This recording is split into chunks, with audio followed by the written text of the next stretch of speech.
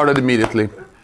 For those who don't know me, if there's anyone, my name is Tim Mickelson. I'm a consultant at Popo Scout, and I want to make an introduction to the Qt framework. Maybe more than anything, raise awareness. I will make a little short presentation about myself, but I'm always available for discussions afterwards. I have a lot of ground to cover, so if there's not a real urgency for a question during my talk, I'm available for any questions afterwards. But of course, if there's something that you feel needs to be asked during the talk, just tell me. So I thought I was going to put up this thingy, so I have a little bit control of what the time is. Okay. Sorry, I'm not a very practical person. So I put a personal picture here, so I could talk about myself.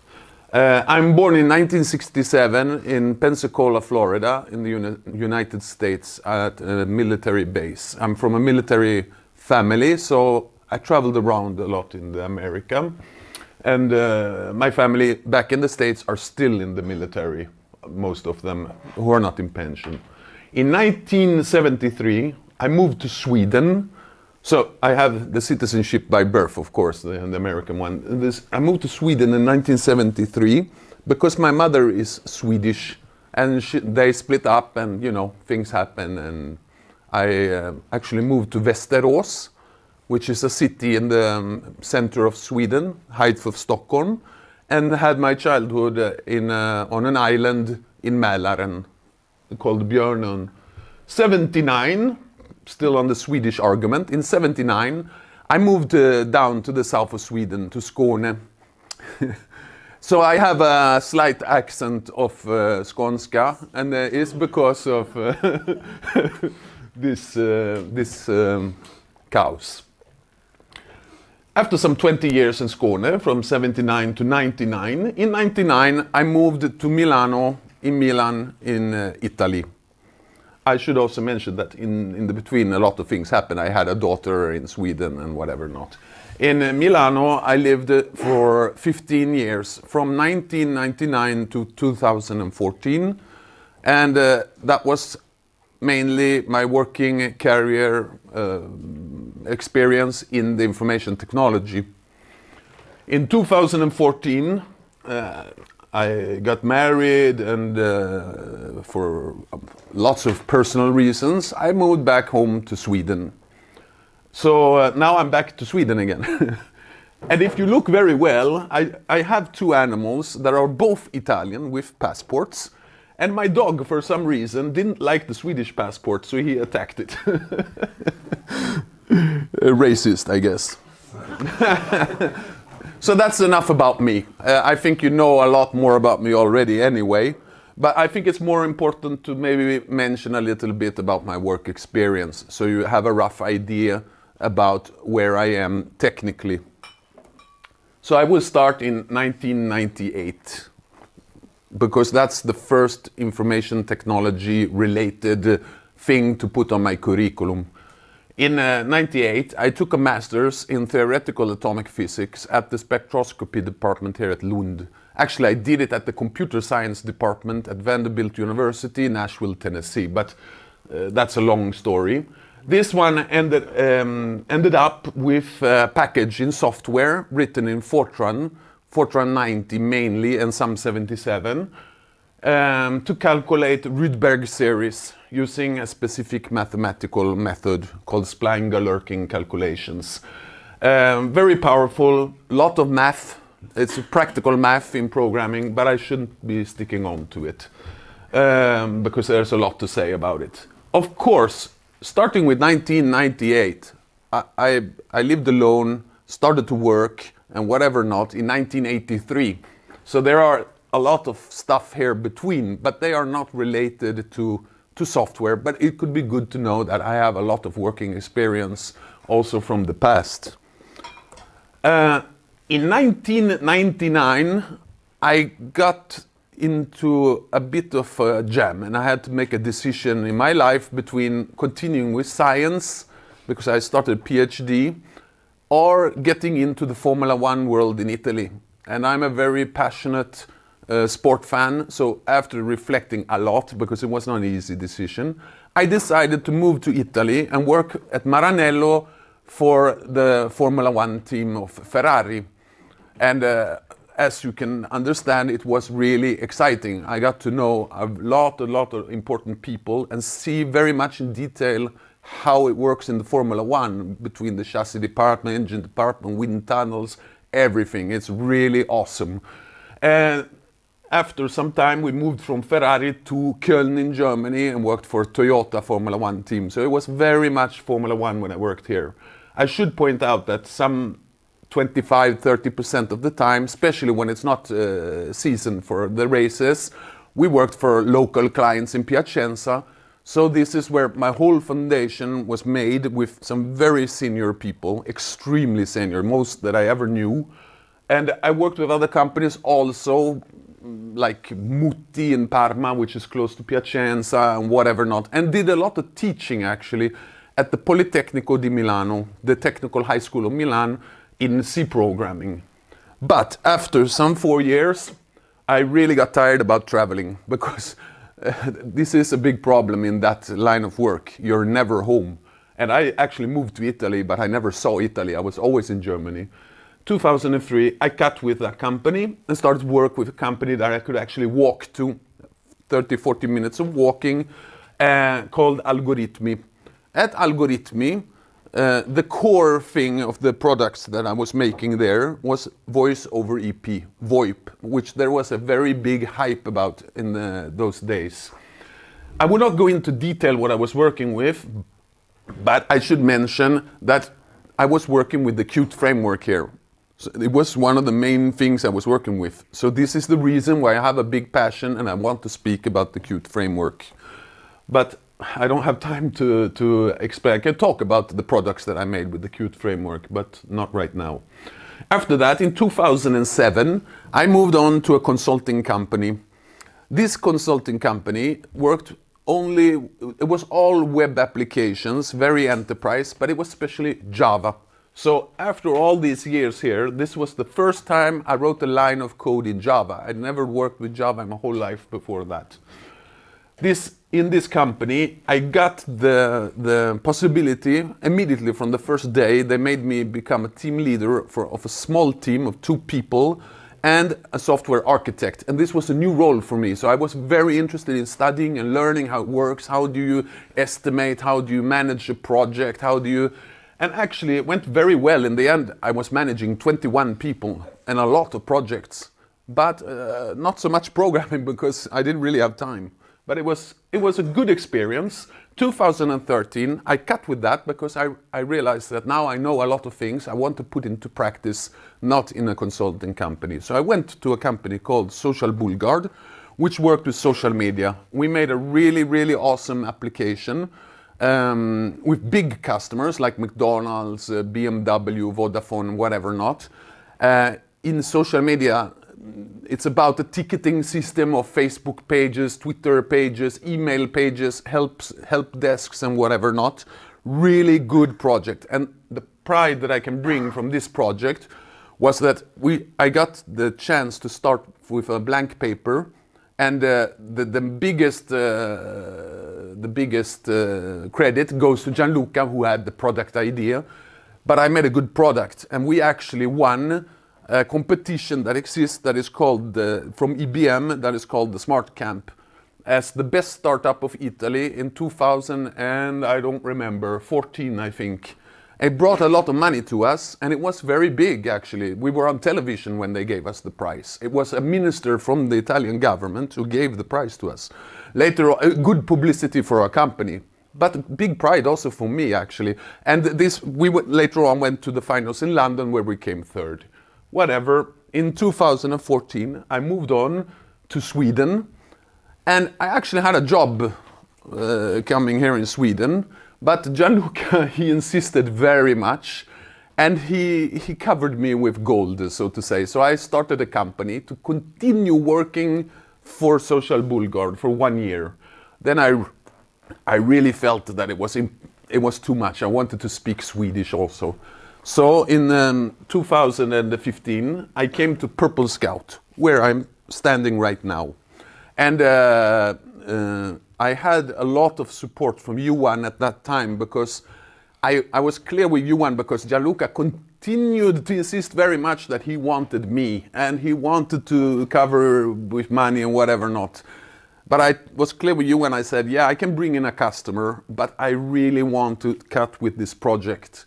So we made an agreement, and in some months, I don't remember, 4 months or whatever, we phased out the Social Bulgard company. And actually we did it in a win-win situation, because we introduced them to a partner company of Purple Scout, which is Evozone, and everyone got happy, because that gives credit to us also. And that's my working experience. So now I'm going to talk about the Qt framework. Now I guess that some of you know Qt very well. It's very famous, but some of you might not even have heard of it. So I'll try to put myself at an intermediate level. The Qt framework for me was introduced in Formula 1. Magnetti Marelli, for instance, who is a big player in the car industry and motorcycle industry of electronics, used this in their development for their products. And my boss put a lot of attention on this. He liked it a lot. As I was a junior, I was thinking, why does he like it so much? So I got curious. And that's why I personally could later on introduce it in a later company. When I saw the problem, I understood that this was the solution. Back in those days, it was famous for, when it was very young, when I saw it in the beginning, for making the KDE window managing system for Linux. So it has a lot of history, the Qt framework. The Qt framework is in its core about C++. So it's good if you know C++ when you're working with it. But it's not only about C++. It extends C++. But I will get into detail in a moment. This image I stole from one of the Qt presentations, because I'm not able to make slides myself. And it's really, really telling, this one. It says a couple of things that is very interesting. First of all, the customers. They have a lot of customers. Believe me, they are a big player. You cannot underestimate how big Qt is as a framework. We are very, very focused on the web world. On the web world, we're talking about web servers and whatever not. But there is a world outside of that also. And there, Qt very quickly becomes a very important player. If you start looking at these customers, the customer names are enormous. They're big players. But there are a lot of small players also. And one of the reasons is because Qt framework comes in also with a GPL version. One of the reasons why the KDE was so famous was because in the past it did not have GPL. And the GNOME society got very angry and started the GNOME Windows Manager system. To tell something more, they are in a lot of industries. They are very much where there is interface, there's Qt. It means mobile devices. It means especially a lot of things in the industrial world, like a coffee machine or the car, the interface on the car. For instance, the Tesla, the whole interface that you see on the Tesla car is Qt framework. BMW, Mercedes, there are a lot of big players there. The television industry, LG and whatever not, are using this for their front end.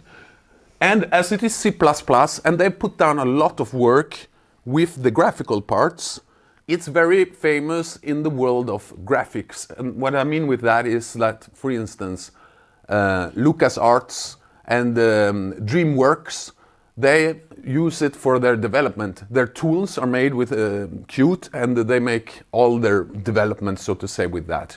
And especially, NVIDIA has made a very good 3D studio. This is very far from my world, but I'm mentioning it for who is interested.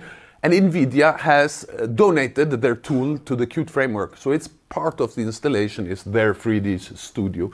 So there are big names, many industries, But even more interesting for me personally is that there's a lot of developers. The plus 1 million developers means that they have a really awesome forum. It's a really nice place to ask questions. You will get a lot of feedback. And I've learned that the commercial version, you get a support that is really, really awesome.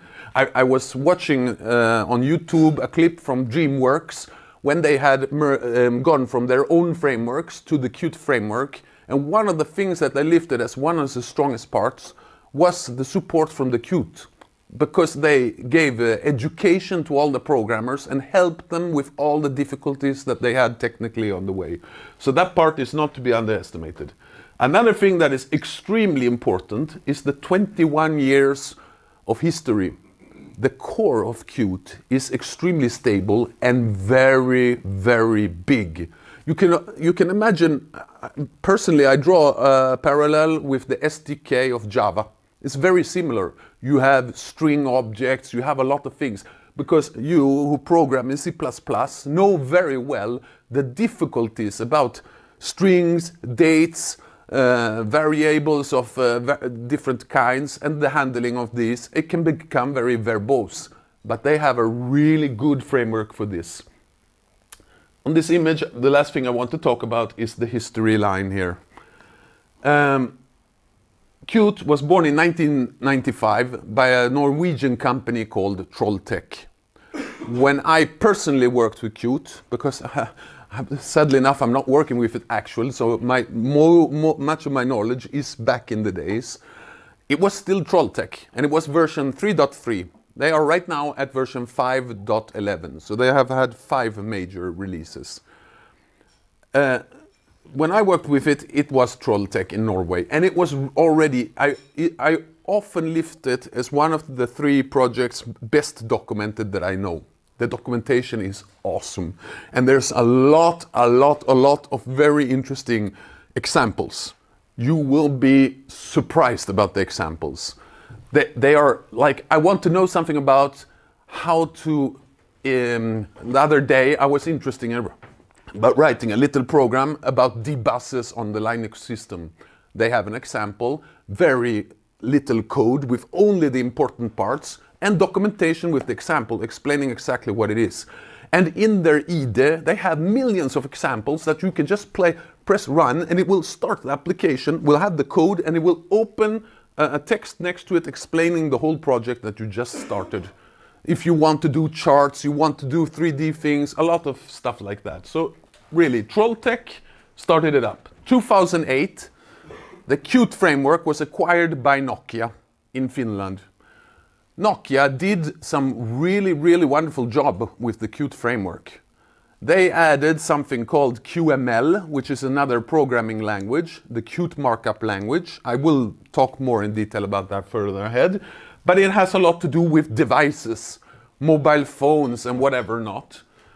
In 2011, or 2012 maybe, 2011, Nokia decided to start making rubber boots, and so Digia acquired the Qt framework from Nokia. And Digia has afterwards, this framework became such a big part for them that they actually created another company called the Qt company. And that is the company that is currently managing this framework.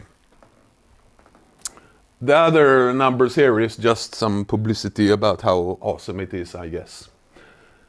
This image is really important because here are the selling arguments about Qt. The first one is really important, the all-in-one framework. They have, as I said before, I really think about the SDK framework in Java because that is really big. There are a lot of tools, lists, array lists, strings, the core things, but also other things on a higher level like widgets, buttons, whatever not. They have a lot of stuff. And as long as you are using Qt, most problems, and really a lot of problems, can be solved without having to include third-party stuff. You can get very far just with the Qt framework. If you're going to make a connection to MySQL database, for instance, you don't have to include all the stuff from MySQL into your C++ code. You just abstract it out with the Qt framework. This is very powerful. I hope that is clear. The green one is the biggest selling argument and one of the biggest reasons why a lot of big companies go with Qt. Really early, nowadays we have Java, we have .NET and stuff, so maybe I'm not so impressed anymore, but I was very impressed back in the end of the 90s. Their philosophy from day one has been, if you have written a project, you just compile it to whatever platform that has a supporting C++ compiler. That means I can sit and work as I did when I was in Italy. I deployed on an embedded device, but all my development was done, and I'm embarrassed to say it, on a Windows machine. But when I wanted to see the program, I could run and debug it on my Windows machine, and all I needed to do to get it onto my embedded device was to cross-compile it for exactly that device. But the code, I didn't have to change one single line of code. So as Java is platform dependent, they're executable with a lot of but in my world, but it is. See, the Qt framework is aiming to be cross-platform independent in its source code. There is a subtle difference here. The productive development environment is interesting also because they have a really awesome IDE tool for development. It's called the Qt Creator. The Qt Creator, of course, is made in Qt. So, if whichever platform you are working on, if you like Apple or whatever you want, when you open it, it always looks exactly the same. Think about Eclipse in Java, it's always the same. You know well, I'm not here to talk about Eclipse. But, and one good thing about the Qt Creator, it contains a lot of things in one IDE. There is a lot of utilities for instance, creating interfaces for dbus from their XML. There is applications to study performance of which objects and RAM memory and CPU usage and whatever else. Because there are a lot about optimizing the applications for embedded devices. It's a lot about embedded devices when you come to Qt, very often, but it's not a must. The only thing that the Qt Creator really doesn't contain, and I already mentioned it, is the 3D Studio from NVIDIA. I'm saying from NVIDIA because they gave it, but they are collaborating on it. So this is the selling argument of Qt. And it's very productive, I have to say. For instance, now, with the QML, the new markup language for making interfaces, the companies tend to have front-end developers who are very good at QML but don't know C++. QML, which I will mention again later on, is a lot about writing JavaScript. And you can implement a lot of stuff, but you don't need to know C++. And then you can have back-end programmers, just like for a web application, so to say. We recognize ourselves, no? That are C++ programmers. And you can optimize a team in this way. This picture, I threw this up a little quickly just to give an example graphically about how someone, I'm guessing that they wanted to talk about something very awesome, but I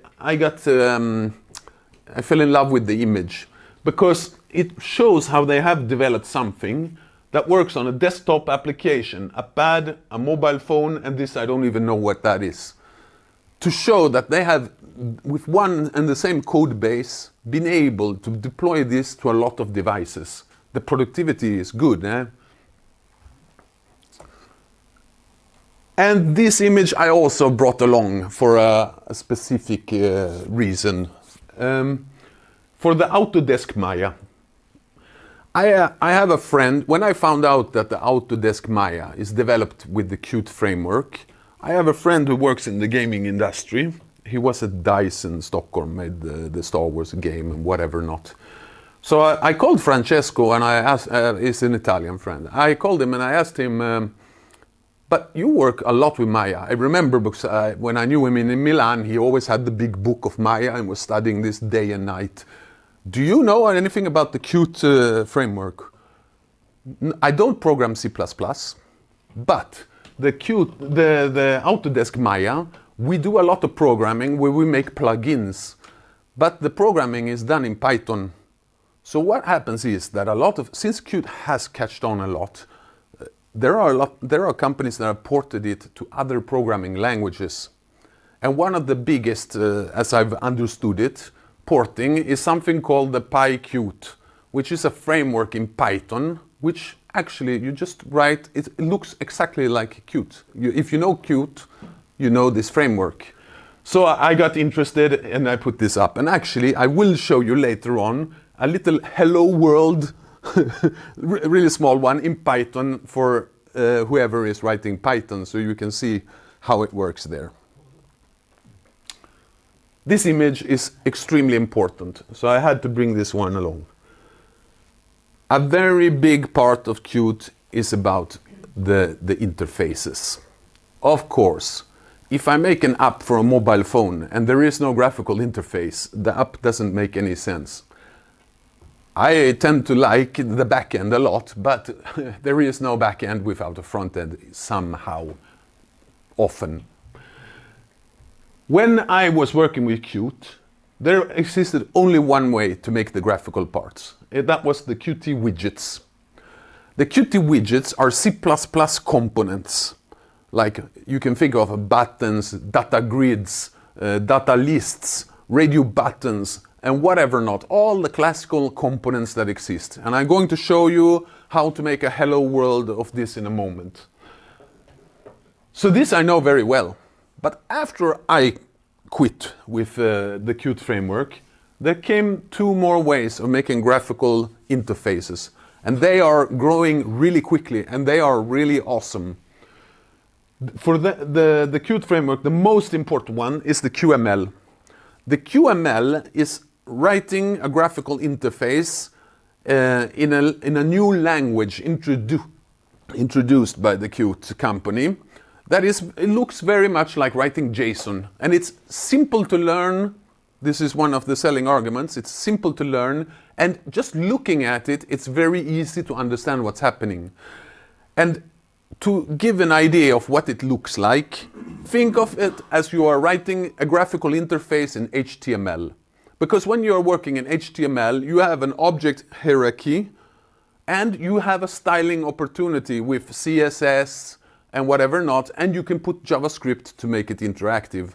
The QML works exactly the same. Here they don't call it widgets, they call it items, but you have an item, inside the item you can have other items, and so on. You have a hierarchic structure, and you can make this very complex, and of course you can make custom objects and whatever not, of course also with widgets. And you can implement logic in JavaScript. So, actually, you can go very far only with QML. You can include objects that are not graphical, and you can reference them in the JavaScript. And actually, a lot of applications written in QML might not even have any C++ at all. Just to give an idea. The third way of making graphical interfaces is very important. Qt has created something called the web engine, in the Qt web engine. One of the things that comes out of that is a component, very simple, and it is to think of as a web browser, but stripping off everything, just the window of a web browser. This is based, the core of this app, this widget, I guess we could call it, this component, is Chromium, the origin of Chrome once upon a time. So if you write the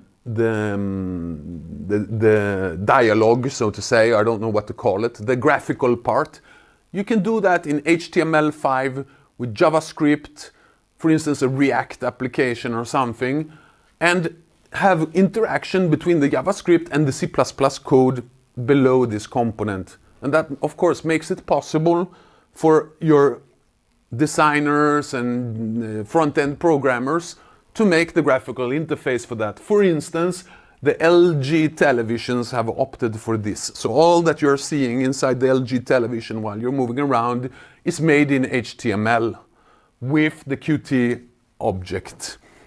I also saw a presentation before looking at making this discussion. I looked a lot of things on YouTube, which is very comfortable nowadays that you can do this. I wish it existed when I was young. But I was looking at JetBrains. They made some components with this technology, some applications that JetBrains have. So it also has catched on quite a lot. I want to move on. What is this all about? Okay, I want to conclude, but it will take a little time, with a Hello World application with using the widgets. And after I've done that, I will show a couple of applications that I made myself, also with QML. Why do I want to show this? Well, it's not to teach you how to create a project, because if you are interested, it's not sufficient with a talk on 45 minutes, but you go to their homepage, you download, you install this, and you look, how do I make a Hello World? And you will be up and running in no time. But what I want to talk about is what happens at a low level while you're creating the project, and why I'm saying that the Qt framework extends C++. So if you want, I really made a bad picture, I'm sorry about that, because in reality this is the Qt creator, but I probably just cut out a little part so you can't see it really, but there is some stuff here. There's a button, New Project. You click New Project, you can choose a lot of projects. Already here is interesting because you have a lot of choices, and there are a lot of choices. Now we only see some. For instance, if you choose a library, you might be wanting to make a DLL or something to have a library project. But now we want to make an application. I want to make a widget application because I can make a Qt Quick, for instance, would be something with the QML. So I want to make a widget application. So this is just going straight forward in a wizard. The next question he will ask you is, okay, you want to make a widget project. That means that you will have one widget when we're done. If you want a lot of widgets, you continue with the project. You just say create new widget and whatever not. These widgets, you could make, for instance, a button if you want. Your own button, which is super cool with a lot of important, and have that installed into your IDE. But now I'm on a main window. So I give it a class name and I called it main window. Then he suggests a lot of things. The default base class, and the base class is the class that I want to extend. We are talking object-oriented here. The main window is, there are a lot of widgets. The main window is the one that will give you a menu bar and whatever not, if you think about any application. It's a high-level widget, so to say. So I chose to take that one. It's not important for this project. He will suggest to me, okay, do you want your header file to have this name and the class name to have this? Of course I do, because this is, this is the best practice, so to say. The interesting part is this here. He is asking me, do you want to generate a form from this? What is this question all about? Well, if I said no, he would just give me a C++ class that extends a main window. But if I run this program, it has nothing. So what he's saying is, probably you want to design something on your widget. If you want, we can generate a form, and you with this form can start manipulating the graphical part about this. Dragging and dropping buttons and whatever not. The Qt standard is to have an extension, or whatever you call it, a suffix on the file name, UI, which I'm guessing stands for user interface. I never looked into it, so I'm just guessing. I'm going to show you exactly what this UI is, because of course it's not a C++ file, this. So we're already extending C++. When I create the project, I get a lot of files, and I will show them in the next slide, but I really wanted to open one file directly. Why? Because every Qt project that you make, but this is common to a lot of kinds of projects, has a project file that describes the project. This file is very central in the Qt framework. Since we're talking C++, the default building mechanism here are the make files, which I'm guessing that most of you are familiar with. But these make files become quite complex and depend on a lot of things from your project. So you should never manually manipulate these make files if it's not strictly necessary for you. So what you will do is you will manipulate the project file that will generate per se a make file. And what is actually doing here, if we ignore the green parts that are not interesting, is he has a variable called Qt. There is a lot to do here. It's like learning Bash. Can be extreme complex. There's a lot of awesome things you can do here, but not in this course.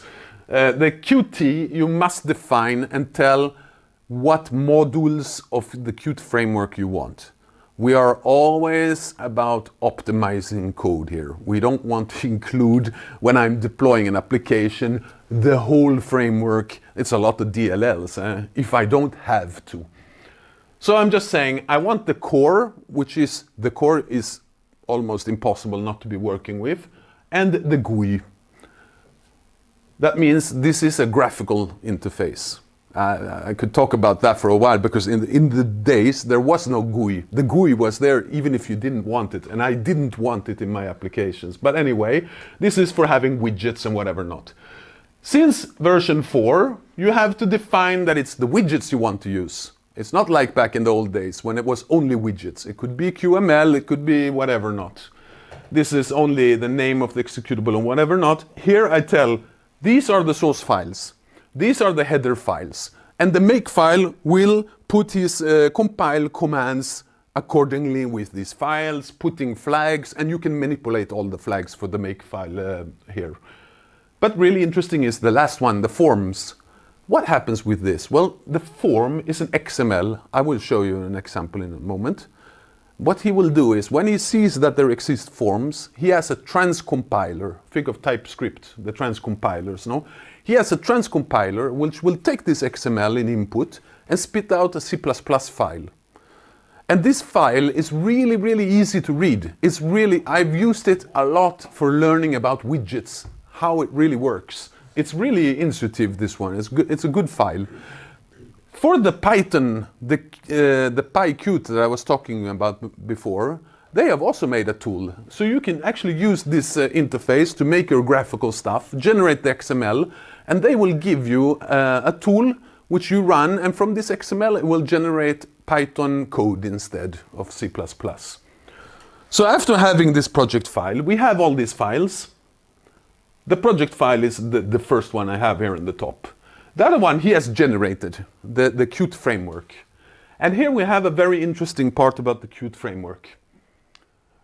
I'm sorry that I'm going into C++ code now, but I can't avoid because this is the programming language of choice here.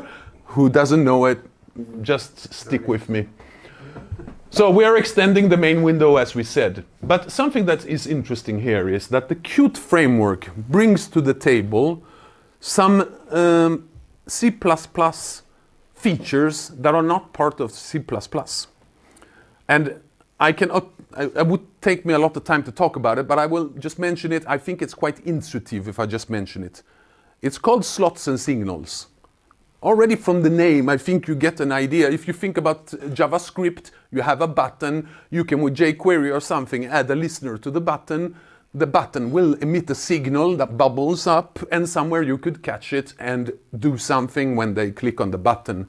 This is extremely similar, but for C++.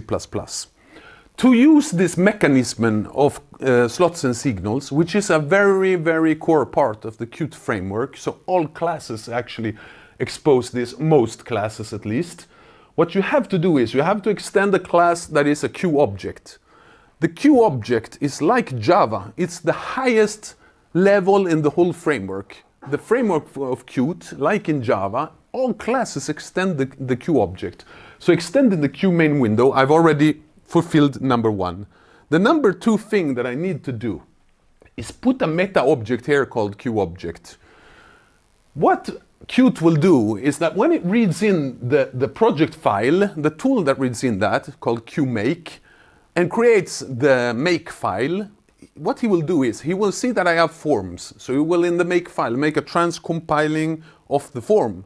But what he will also see is that he will scan my header files for meta objects. There are more than one. When he sees this one, he will generate C++ code for the slots and the signals. So there's a lot of things going on behind the screens here. This is cute. This is the graphical interface. It actually surprised me a little bit that the widget part, it looks exactly like it did when I was working with it a long time ago. So I'm guessing that not so very much has happened on a high level on this part. So what it is about is I have my main window. I can drag and drop widgets, and there are a lot of widgets. And you can make your own widgets. But I have dragged 2 buttons. I mean, it's quite intuitive, this one. And I've used some spacers and whatever not. And you can fix the layout in a certain way. And what I've done is I've said, however I resize this widget, I want the buttons always to be down on the right side. That's it. So that would be graphical. For the QML, there is a very similar graphical part. It's always on the design. If you open the design with a QML, it will bring the QML interface, which looks more modern than this. So just for curiosity, I opened the XML file. And of course, they told me immediately, this can only be edited in design mode. Of course, I could open a VI editor and I could say, I don't care, I'll do it anyway. It's not impossible. And it's readable, the XML, but you're not supposed to manipulate it by hand. This is interesting because in the QML, it's the contrary. You should be manipulating it in the code. Just like you should with CSS and HTML, they urge you to do this. But I thought I would open the XML anyway and just show it. This is the last part about the IDE I wanted to talk about. When I'm working in the IDE, I can say I want to work with slots and signals. Then he changes a little bit the look of the interface, and you have to click some object, some widget, and I click the exit button. And the one you click is where the signal should be coming from. And I make a drag and drop on some other widget, and I did it on the main form. So he does this beautiful little line, and he opens this box. And he says this object emits these signals, and the other object has these slots. Classical on a button is that you want the clicked signal. It's often the interesting part. And I chose to put it to the slot close. That will call a function that will shut down the whole window. So this is a graphical way. I've not written any code. But I wanted to also show how to do it with code, so I put another button, debug. My idea was clicking on the debug button, I would just write something out on the standard output, a classical. So what I would do, I have my meta object, so I have the slots and signals defined. This is the syntax for defining a slot. I'm not going to go very much into detail here. It's just the way that you do. And I have to, of course, implement it, the function. This is the constructor in C++, and here I connect the button with my slot. I should also mention, by the way, because I'm going quite quickly ahead here, that the XML, as I said, generates C++ code. And he put to me a reference here, a pointer, to an instance of that window, the graphical part with the buttons and everything. So this is the button, because I gave that name in the graphical interface, and this is the way to find that button. This is the syntax, you put references to the functions and whatever not. Having done this, I run the program. He generated a main function for me, because just like in Java and many other programming languages, Python, whatever not, you need an entry point, and it's the main function. You create an instance of a Q application. There is the Q core application or application. Application is when it's graphical. You create an instance and you start the instance. This starts an event loop. Means that the program is running forever, just waiting for events to come in. I create an instance of my window and I put a show. The show will open the window and I click 2 times on the debug button. Then I have connected to my slot debug and I will see 2 times Ciao Mondo at the bottom. Last word that I'm going to show on a slide. A Python example. So I said that every object in the C++ to have all the mechanisms from the Qt framework must extend the Q object. Since the PyQt is implementation of the Qt framework, of course they have a Q object.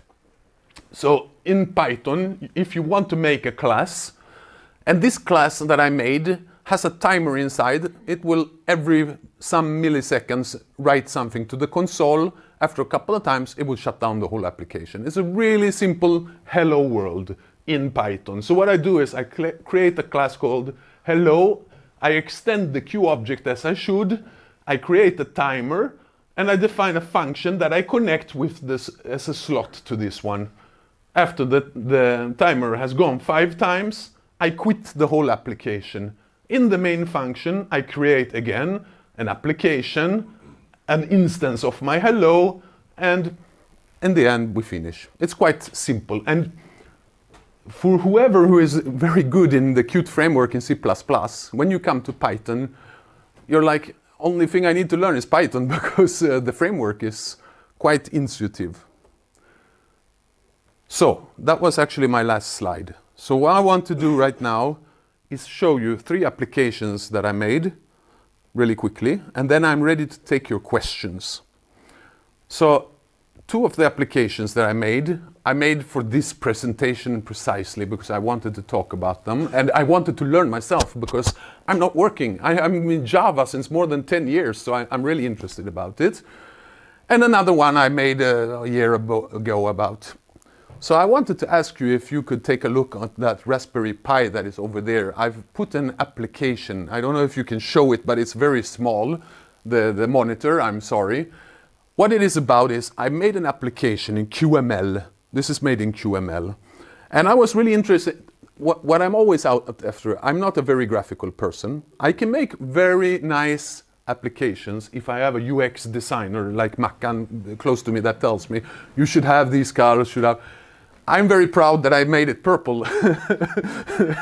Only that was a big issue for me. But what I'm always after is making little POCs, little proof of concepts. My interest in this precise application was the Raspberry Pi, for starters, because I'm quite ignorant on hardware. The other part that I was very interested about was the WebSockets. Since WebSockets is something that I really I understood when it came, the power of WebSockets. And the third part is also making calls with WebSockets in JavaScript to my application. So my idea was, how difficult will it be for me to make an application, install it onto the Raspberry Pi, and make a web application. Web application is very simple, my web application. How can I move these things around? Make a web application that sends a signal to the Raspberry Pi. The Raspberry Pi receives the signal, and if I want to, I can go and I can send a signal from the Raspberry Pi to my Windows application. So this is my wonderful front end in HTML. And believe me, also here I've been sweating. For me, the interesting part is when you click the 2 buttons. So my idea about this application is, this here is made in JavaScript. And we are talking about slots and signals again, because in Qt we're always talking about slots and signals.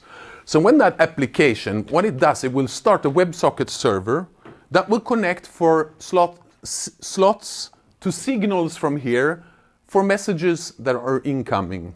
Of course, this is only a very thin layer. The imagination only tells you where you could go from here. You can do a really lot of awesome things. The JavaScript is easy, but if you want, and I wanted, they give you some APIs in JavaScript to do this. But if you open it, it's not very many lines. It's not like opening jQuery or something. So if I just write something here, and I click the button send, I've already connected it this morning when I came, so just to see that the connection was working. When I send this ciao, I click the button and it actually happens something. We could see, Lisa can see that on this one it would be saying ciao. And if you could do me a favor and just write something in the text field that is below here. There is a text field. If you just click it with your finger, it will open a button. You write something and you just send it here. The response of the message will come here. I realize that if I show this, for instance, to my wife, she will not understand the glory of it. But there is a lot of really interesting technologies. For me personally, there's a lot of things that I get really curious about here, and you can go a long way. And this is a way for the Raspberry Pi to speak with... We having problems? I don't know. When you write and you send, yeah. It's not working. Okay, it's not working. I don't have time for debugging right now. So this was one part. I have all the source code. I'm not going to open it now because I've already taken way too much of your time. I'm going to run two applications really quick, just to give a little idea.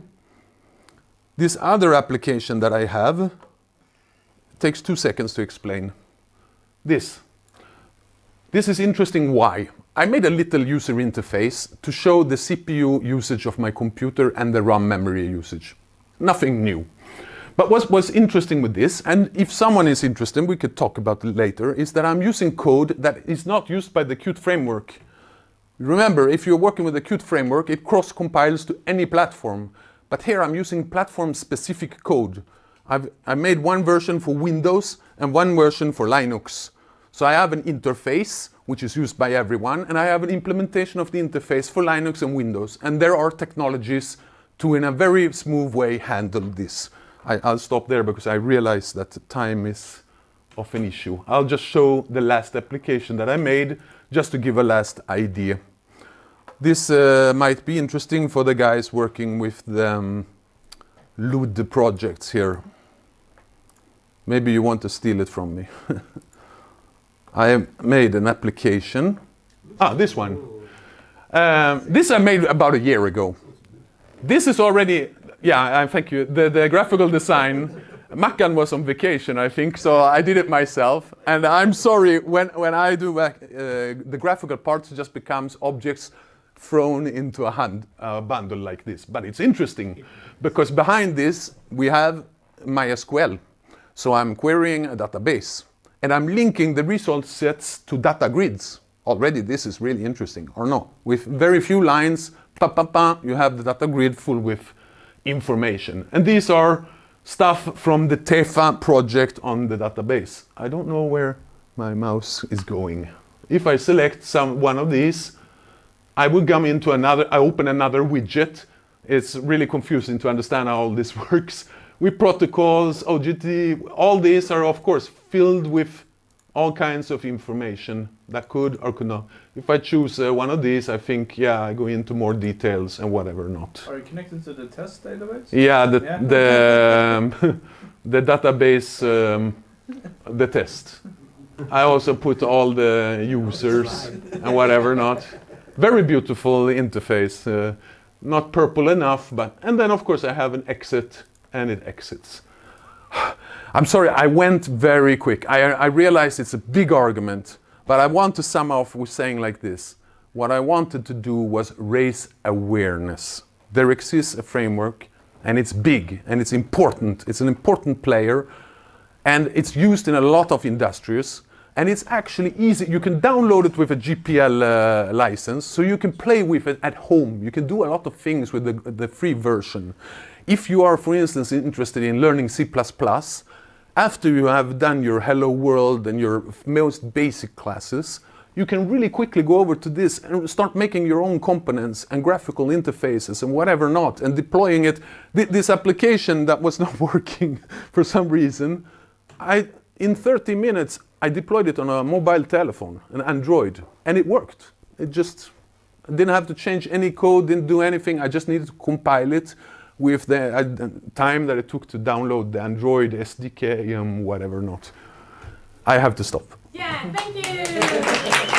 Are there any questions?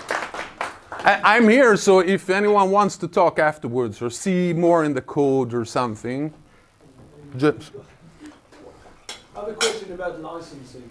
Yeah. You say that there's a version which is GPL. Yeah. What's all the alternatives?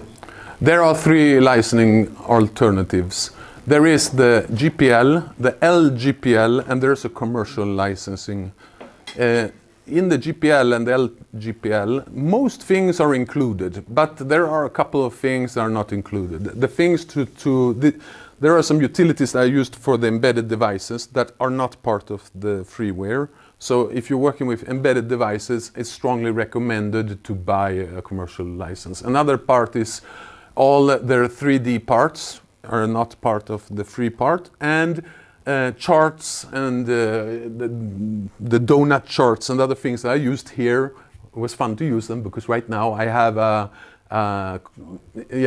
so I went crazy on these days that I was here. But you can get very far with the free license, actually, yeah. But I guess that you and I might have a lot of discussion later on because this is your world and I'm very interested actually, so yeah. Any more questions? Yeah. The whole Qt suite, does it include a cross-compiler? You can compile on your laptop to any device, or do you have to... Yeah, good question.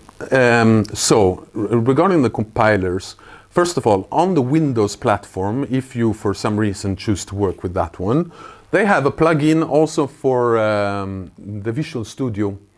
So they actually, not only the compiler for Visual Studio, but they will give you also the possibility that in the Visual Studio do all your graphical plays, drag and drop buttons and whatever not. They give, they bring along here the compiler, what's the name, MinGV or whatever it's called, and the Microsoft compilers. The other ones you need to install yourself. GCC they give you for the Linux version also. So, yeah.